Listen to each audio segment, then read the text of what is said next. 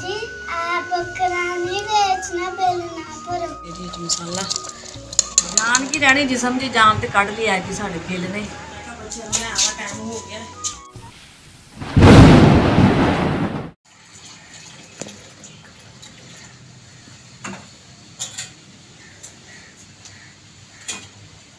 अस्सलाम वालेकुम मेरे बहन भाइयों, क्या हाल चाल है? मैं ठीक ठाक उम्मीद करती हूँ आप सब भी ठीक ठाक होंगे। जहाँ भी रहें खुश रहें, आबाद रहें, हंसते रहें, मुस्कुराते रहेंगे। हमारी आज की सुबह आज के ब्लॉग का करते हैं आगाज़ यही घर भाई मेरे साथ साथ जो भी घर का काम हो रही है सब बहन भाई को शेयर करेंगे। अल्लाह सब अपने जलमान से रखे हमें।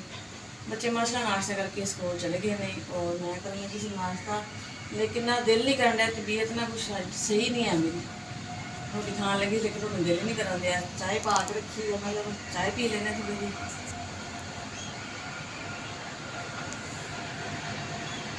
रोटी खाने नहीं दिल कर रहा, रोटी बचा लो, दोपहर खाधी जाएगी। नहीं आई तबीयत सही नहीं, पता नहीं की गल है ना, उनकी आवाजारी जी हो गई जिवें जिसम च जान ही नहीं है। तो जान अगर ना हो तो एवं आवाज निकले, तुरदी फिरदी नजर आन डई जब निकलनी है पता ही नहीं लगना, बाद चो पता लगना ये हो गया। जब रोटी दी सुना, रोटी खानी कि नहीं खानी? नहीं दिल नहीं करना, सिर्फ चाह पीने लगी थोड़ी जी, मैं रोटी दिल नहीं करूँगी आज रोटी नहीं खानी। नहीं खानी तो ना खा, मैं तेन बार बार कह रहा रोटी खा। नहीं खाने तो मैं रख दी, बस नहीं खानी। रोटी बचा ला, महंगे भाव का आटा। चलो जी बचा लें, एक रोटी ना महंगे भाव का आटा जी सस्ता आ जाऊगा। एक टाइम तो गुजरता है ना।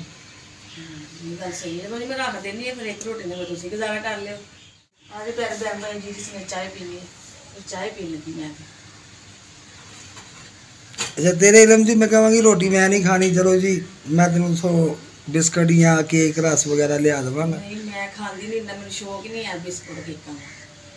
क्योंकि ना मैं हिम्मत करनी है ना मेरे को उतरे जरा, जे मैं उतर जावा सीढ़ियाँ फिर मैंने चढ़ाना किन्ने। बच्चे स्कूल गए ने, बच्चे आनगे तो तेन कुछ लिया मेरे कोई हिम्मत नहीं है, मेरी उम्मीद नहीं रखियो कि मैं तेन बाहू खाड़ी उठ के सब्जी चढ़ा दूँ, अपने कोई हिम्मत नहीं है, जान की जरूरत नहीं है। अस्सलाम वालेकुम प्यारे बहन भाइयों, क्या हाल है? जहाँ भी रहे खुश रहे, आबाद रहे, हंसते रहे, मुस्कुराते रहे। जान की रहनी जिसम की जान तो कढ़ लिया कि साढ़े बिल ने, बिल की वजह तो टेंशन के नाल ही बिल खराब हो जाएगी। हम बिल भरना है और कितों इंतजाम करिए। पिछले महीने 12,900 यानी कि 13,000 रुपये का बिल आ गया उस मकान का।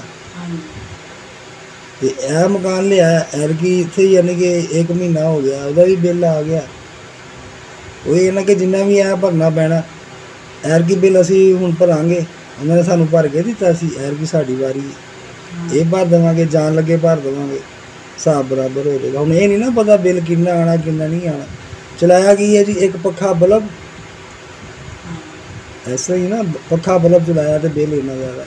ये है ना कि ये मसला आएगा ना कि जोड़ा 1 महीना ने असं लैट उन्होंने देनी है, पानी इस्तेमाल उन्होंने करना, 1 महीना उन्होंने सानू ज़्यादा जो मोटर चलेगी ज़्यादा इस्तेमाल होएगा तो फिर बिल ही आना है ना। साडा तो बड़ी आदत भी सुबह मोटर चला लेंगे शाम चला लेंगे, इन्ना पानी इस्तेमाल ही नहीं होना। असीं एक हिसाब का फिर उन्होंने बिल भी भरांगे। सांझे वाला काम गलत, जी भाईवाली है ना, ये काम सही नहीं है। उन्होंने माशाल्लाह काफ़ी वड्डी फैमिली, साढ़े गिनती के 4 जी, ये नहीं समझ आती। वो भी हम किनू कह कि मिन्नतां करिए भी कोई सानू दे दे, बार बार तो कोई दिंदा भी नहीं है, कोई कद्दी बारी दे दूगा उस तो बाद ना कोई देगा। वो सोचनी भी हम कि को जावा कि को मंगा कि इंतजाम हो। कारोबार नहीं आया, हर बंदा ही परेशान बिलों की वजह तो। जितने सारे परेशान सी असी नहीं सी, असी भी हो गए, असी बहुत ज़्यादा हो गए।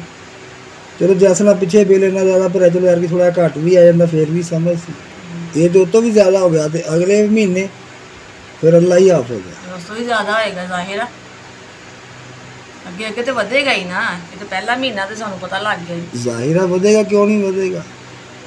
चलो है कि असीं तंग होए हैं, सौखे नहीं है मकान लैके भी लिया भी चबारा है, उत्थे पानी का मसला भी चल अच्छा सी चबारा ले लांगे, चलो कोई नहीं टाइम तो गुजारांगे, लेकिन ये नहीं पता आने वाले वक्त में सानू बिल इन्ना ज़्यादा आ जाना। हुण ये हिसाब बनया जिथे बंदा 2 रोटी खांदा सी 1.5 रोटी, हुण समझ लो कोई चप्पा बुरकी रोटी खाएगा तो बिल भरेगा।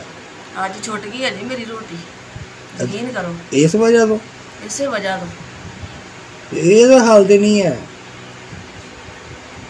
ये तो हाल नहीं है। ना खाओगे बीमार होगे, मंजा फड़ोगे, दवावां मेडिसन डॉक्टरों को भज दौड़, खर्चे बढ़ गए।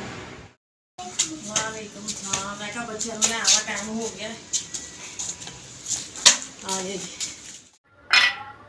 माशाल्लाह जी मैं लगी सी दाल बनान और चने दाल और साबुत मसाला बना लिया। मैं कहा मसाला पाने उस तो बाद ला लांगे जी तड़का दाल नूं। और बच्चे मैं स्कूलों लैन गई पता किया पैसों का लेकिन ये भी नहीं पैसे मैंने मिले। मैं चलो बिल तो भरीए उन्होंने कहते बाजी कारोबार नहीं है पैसे भी नहीं है। कारोबार होने तो अगला बंदा भी पैसे देवे अगले बंदे ने कितों देने फिर।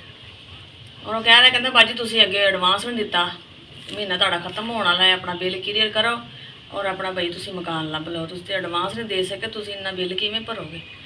मैं कहा भरा पहली गल तो भी सूँ अज तक इन्ना बिल नहीं आया असं मकान लिया सूँ इन्ना बिल आ गया तो जाहिर हम भरांगे हम फिर कुछ ना कुछ तो करांगे ही। कहता तुहाडे तो कोई समान भी नहीं है भी चलो अच्छा तुम कोई समान तुहाडा होगा रख लाँगे असीं भी चलो असीं बिल भर लाँगे।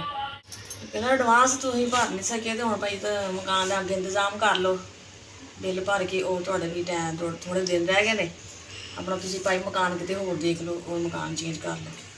मैं कहा अच्छा भरावा कहता भी रह तो तुहाडा बकरा खड़ा वा या मैनू दे दो मैं वेच के बिल भर लेना वा या तुसीं वेच के भाई मेरा बिल भर देवो।